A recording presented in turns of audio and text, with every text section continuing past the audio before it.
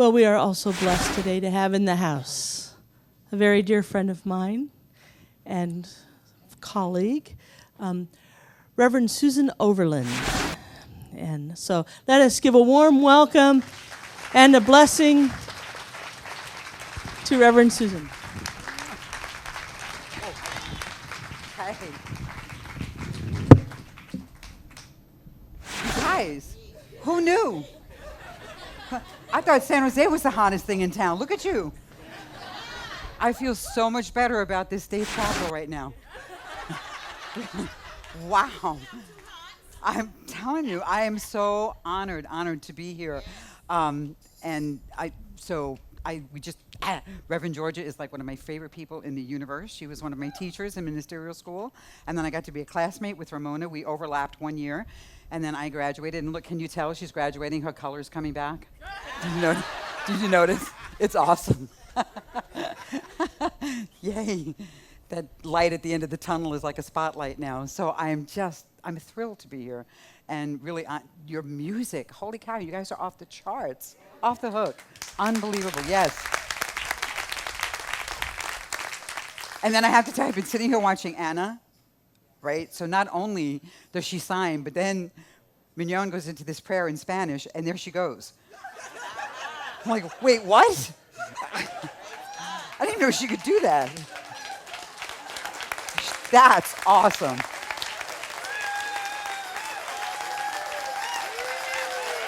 Yeah. But now y'all got to really pray for her because I'm bilingual too. I'm from Brooklyn and sometimes I speak English. So help her out now. All right, so here's what's been happening in San Jose. I'm going to share a little of San Jose with you today.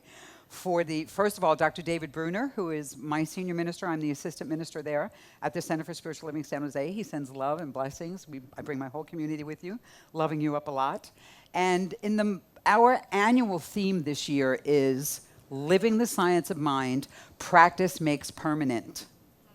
Practice makes permanent. And every month we are focusing on a different spiritual practice. And so for the month of April, we focused on forgiveness. The other F word. And it was a long month. We do 3 services on a Sunday. We do 2 in the morning and 1 at 6 p.m. And then every Wednesday night, I teach a free spiritual practices class from 7 to 8. So pretty much our community just kind of got like beat over the head with forgiveness. How's that for an oxymoron? But it was awesome. And I figured out that it's a little bit like trying to hug an octopus. You know, I mean, if you could just picture that in your head, it's this big, woolly, 8-armed thing that you're just trying to wrap your arms around, no less wrap your head around.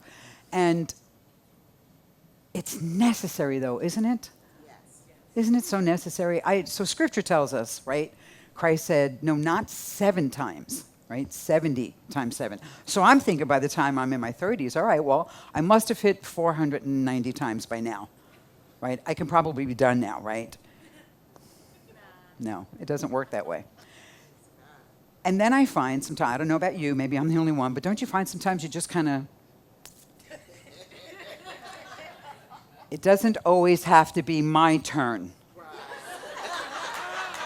I am all out of olive branches. Right? Someone else. It's someone else's turn, but it's never anyone else's turn. You know why? Yes. Because I'm the one that wants to move through this world a place of love and compassion. I want to move through this world a place where love can show up day after day, time after time. I'm the one that wants to be an expression of love and compassion. So yeah, it's never someone else's turn. It's always my turn. Which sometimes it's good, and sometimes that's not so good. Sometimes that's not the best news. I heard a story this week. I heard a story about a United States naval aircraft carrier that was out at sea, and something, like this blip on the radar, shows up, and the captain of the aircraft carrier gets on his radio and says, "This is the U.S., whatever the name of the ship was, that I don't know." And he said, "This is Captain so-and-so, please adjust your course 15 degrees. And the response came back, sorry, no can do. Need to adjust your course 15 degrees. And he gets back on the radio and he said, perhaps there was a misunderstanding. This is Captain so-and-so from the U.S. Navy. I'm in this aircraft carrier. You need to adjust your course 15 degrees. And the voice came back and said, no, I heard you the first time, but you need to adjust 15 degrees. Can't do it. So then he gets like, you could see like all of his medals popping out, and he got back on the radio. And he said, this, one more time, is Captain so-and-so. He said, I am a U.S. Navy commander. He said, I am sailing in an aircraft carrier. He said, and there are 3 of the United States fleet with me. He said, we command and patrol and guard the waters of the United States of America, its borders, and its allies. And I am telling you to move 15 degrees. And the voice came back and said, I'm a lighthouse, your call.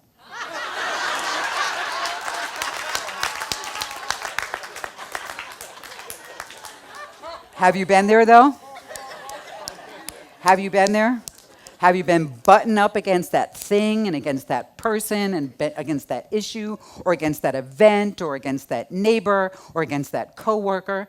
And if you just adjusted a little bit, 15 degrees, 1 degree, 2 degrees, just a little bit, you could avoid that collision. You could avoid that catastrophe. So yeah, forgiveness. I thought I was doing okay, right? We talk about it on Sunday, and then I teach this class every Wednesday night. But our book of the month was also a book that was entitled Unconditional Forgiveness. And so I'm reading this, and the very first Wednesday, I stood in front of my congregation, our congregation, and said, according to the author of our book of the month, nothing is unforgivable. Nothing is unforgivable. Wow. I got a lot of feedback on that. Particularly since you know what happened in Boston in April. But there's always something that's going to be happening, right? It doesn't matter if it's going to be Boston, or if it doesn't matter if it's going to be New York City, or if it doesn't matter if it's going to be Texas, or it doesn't matter if it's going to be Oklahoma. There's always something that's going to be happening. And we have to decide, as spiritual beings, we have to decide whether or not we want to move through the world saying, it's not my turn. Or we just want to show up, how we say we're going to show up. Or if wait, what was our affirmation today? What was it? Everything is either a call to love or an expression of love. Oh, what was that? Oh, okay. So then probably nothing is unforgivable. So I did a lot of studying in April because there were a lot of people that were ready to argue for their limitations. And you know what happens when you argue for your limitations? You get to keep them, right? You get to have them. But there were a lot of people who wanted to say, no, but not this. No, but you don't understand. Not that. That's not unforgivable. You know, everything but this. This is unforgivable. But it's not. It's not. And it's not easy to stand there, right? And it's not easy to even raise our children that way, or to talk to our neighbors that way, or to be the people who have decided that we are going to show up. We're going to decide that everything is either love in form or an expression of love in form. We've decided that we are spiritual beings having a human experience, but we're going to do that with as much grace and compassion and love and, yes, forgiveness as we can. So I want to share a recipe with you today. It is a new recipe for forgiveness. And you know, we've heard a lot, right? We've got some great teachers. We have some amazing teachers. And I even had people in April tell me, well, no, that's God's job to forgive. You know, I don't have to forgive. I can just leave that up to God. God's going to be the final one. No. Here's what happens.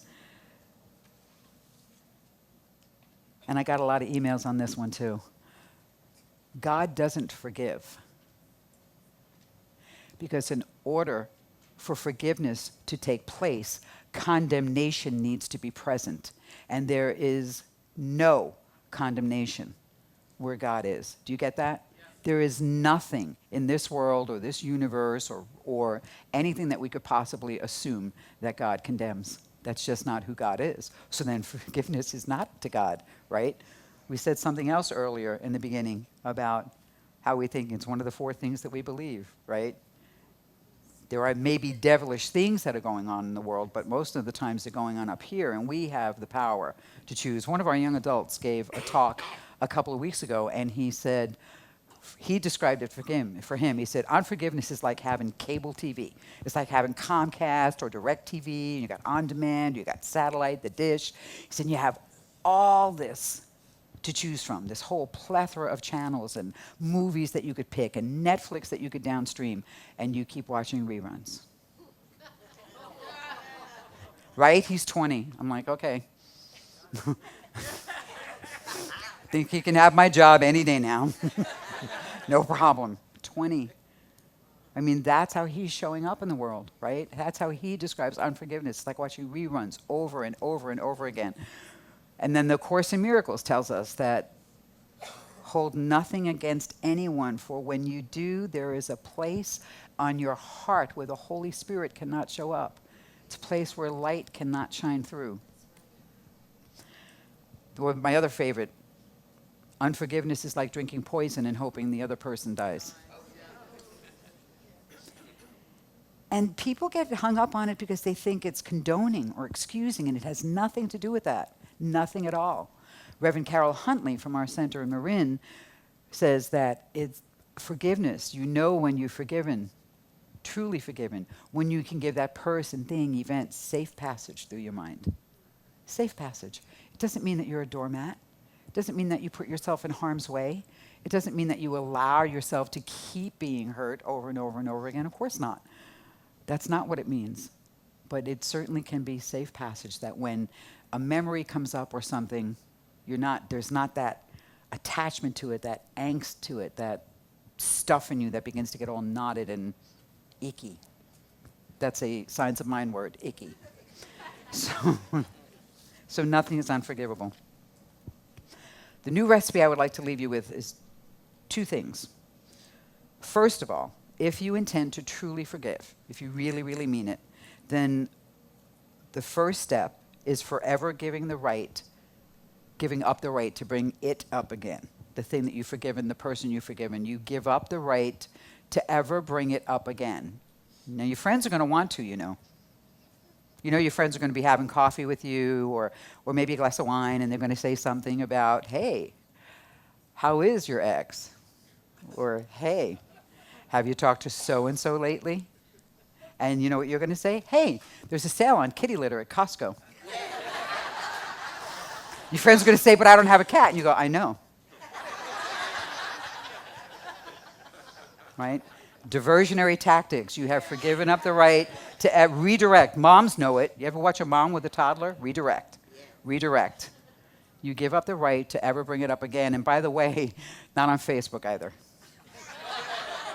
Your ministers are watching your posts. We know. We know. Not on Facebook either. You just cease contact. I love, like Diana Ross put it, the other prophet. Stop in the name of love. Second thing, the second part of the recipe, right? So, number 1, truly forgive. You give up the right to ever bring it up again. And number 2, if you're not quite there yet, maybe you're still in a grief process, maybe it's still a little bit too raw, then do something to make a difference for others that have suffered the way you have.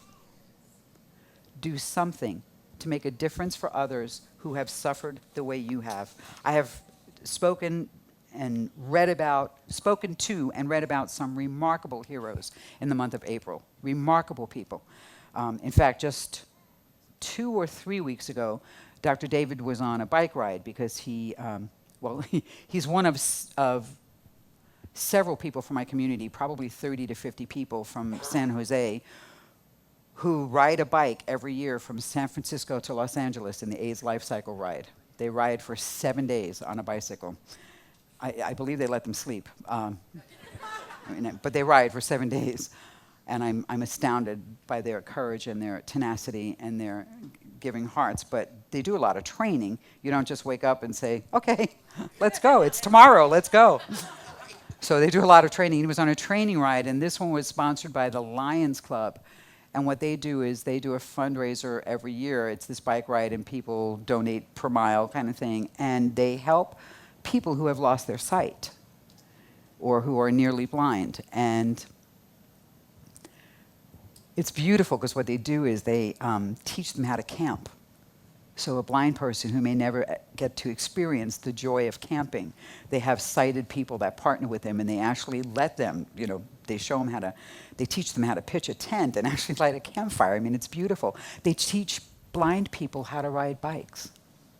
And they have a person in front of them and a person behind them that shepherd them. And they actually get to ride a bike. They actually ride in this training ride. It's remarkable. So Dr. David was at a rest stop, and he grabs a bottle of water, and he's talking to the woman. And he said, so how did you get involved in this, volunteering here? And she said, oh, my son is blind. He said he's on his first bike ride today. He's 16. She said, and I'm like a little nervous. It's a little scary. She said, but I'm so excited for him, and he's so thrilled about it. And he's doing a tandem ride. He's on a tandem bike with somebody, but he's in front. He's getting to pedal. And I know, it's crazy. It's beautiful. And then just the conversation went on, and David ended up asking. He said, "So was he born blind, or?" And she said, "No. We had a nanny who shook him when he was 3, and he ended up brain damaged to the part of the brain that connects to the sight. He had shaken baby syndrome." And David took a deep breath, and he said, "We're studying forgiveness this month at our center." He said, how is it that you're standing here, smiling and cheerful and being of service and making such a tremendous contribution to people and helping them? And she said, what would the alternative be? She said, I have my son. What would my alternative be? And then I read about the stewardess, the Pan Am stewardess. She actually spoke at one of our centers in Southern California, and she was a Pan Am stewardess who in the 70s was on a flight that was hijacked. There's a lot of you in here that probably don't remember Pan Am Airlines because I'm old. The fact that I'm talking about it makes me remember, oh yeah, you're old. But they have Pan American Airlines, and she was on a hijacked flight. She was shot, and the bullet severed her spinal part of her spine. So she goes around and she talks about forgiveness from her wheelchair. And she spoke at a church in Southern California, and someone raised their hand and said, I need to ask you, how do you do this? How are you just able to say what you say and teach what you teach? How did you get past it? And she said, well, they took my ability to walk. I had no intention of giving them one more minute of my life. Not one more minute.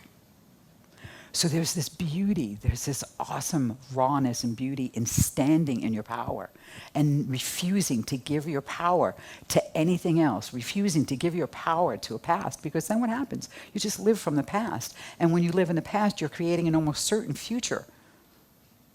Right? Everything you think today is creating something for your future. So think about the future that you want to step into. And you're like an awesome community. You get it. I'd like to leave you with one more story because it was so profound. I really did study it a lot because it is not easy to stand in front of a congregation that has gone through things that I might not in my lifetime even be able to fathom. We have a congregant whose wife was shot at point blank.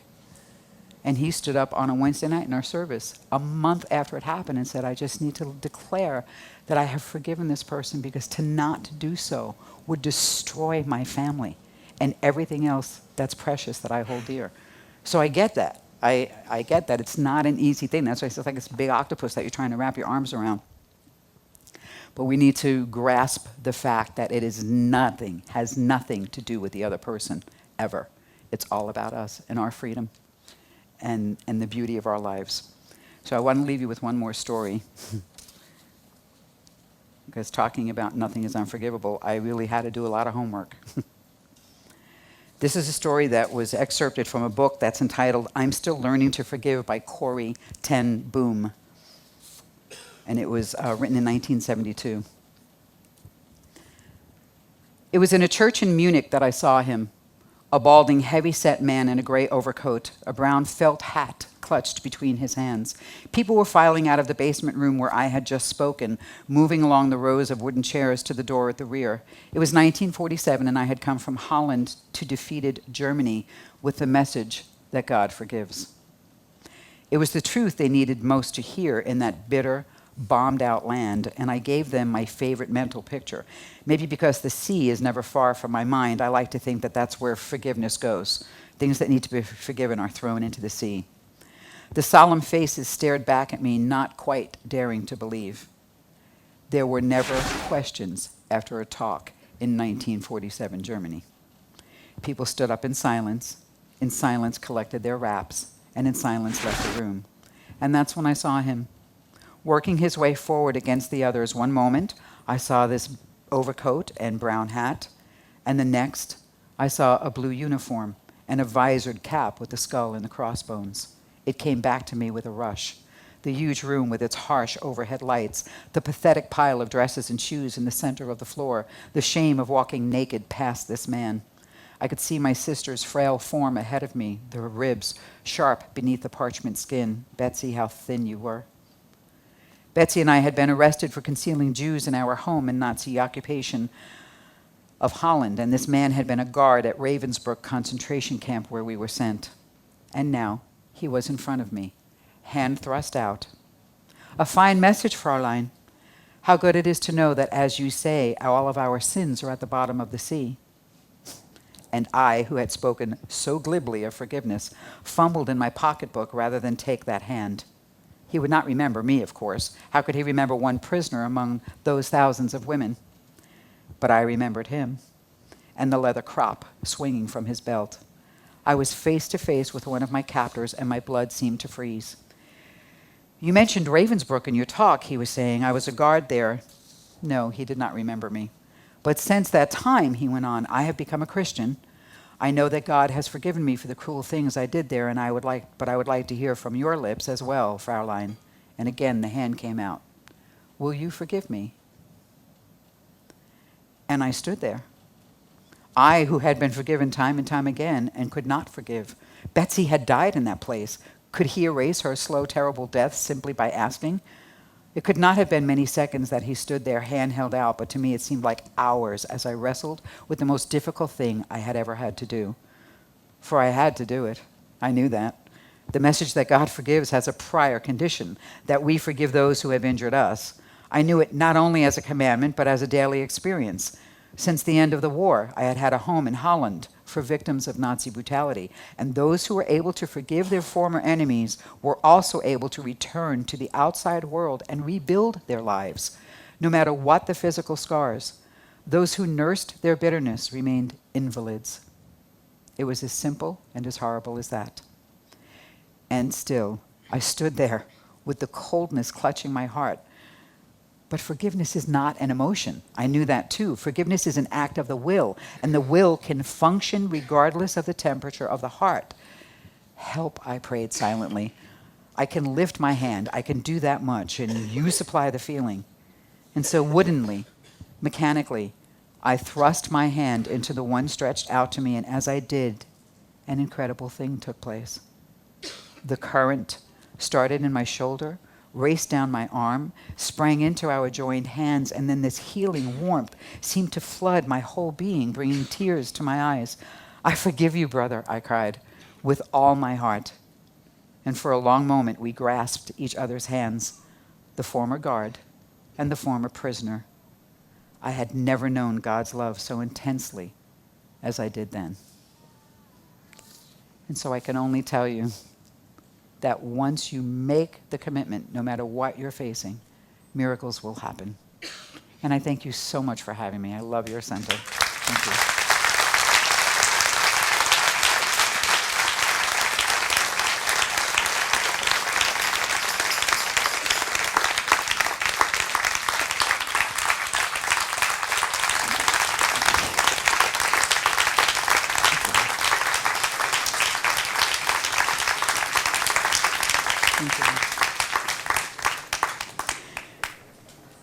before our prayer, I would just invite you to turn inward for a moment, because I would love to begin our prayer from that place where we started today, that everything is either a call for love or an expression of love. Everything is either a call for love or an expression of love. And so if you would take a deep breath with me, knowing that you are breathing in love and potential and pure possibility. And just as you exhale, just let anything go that you do not want to carry outside of this building. And let's begin by affirming and knowing that there is only one life. That life is God's life. That life is perfect. That life is my life now, and it is the life of each and every person here. And those who have yet to walk through these doors. And we can take that and we can expand it and know that it is the life of each and every person not here today. Our beautiful Reverend Georgia and the 65 people who are with her, and anyone who couldn't make it here today. And we can take that and expand it into this community, into this neighborhood, into this city, and into our beautiful state, and our country, and the world, and beyond that, and beyond that, and beyond that. And know that there is only life, there is only love, there is only one, that one power. And it knows only good, or what we choose to label as good. And so in that knowing, I know that right now in this space, transformation has happened. I know that right now in this space, there are hearts that are just a little bit lighter and a little bit wider. And that it was through this beautiful community of time together, this communion with one another, through the music and maybe something in the message, and definitely something in the prayer, that opens us a little wider and wider, and we can leave that way. We can leave just a little more open. And so I give great gratitude that forgiveness is my choice, and that it comes from a non-emotional place. And I give great gratitude that we can know that it is a moment of safe passage. And I give great gratitude in knowing that I can indeed shift 1 degree, 2 degrees, 15 degrees to avoid collision and conflict, because it is my birthright to show up as love. It is your birthright to show up as love. It is your birthright to show up to do something that has never been done before and can only be done by you. And so then from that space of gratitude, I simply release my word, my prayer, to the action of the law, to the universal one, to that Father, Mother, nurturing God that simply whispers back, yes, yes. It is done unto you as you believe, and all is well. All shall be well. All manner of things shall be well. And if anything you heard today rings true for you, I invite you to anchor this prayer with me by simply saying, and so it is.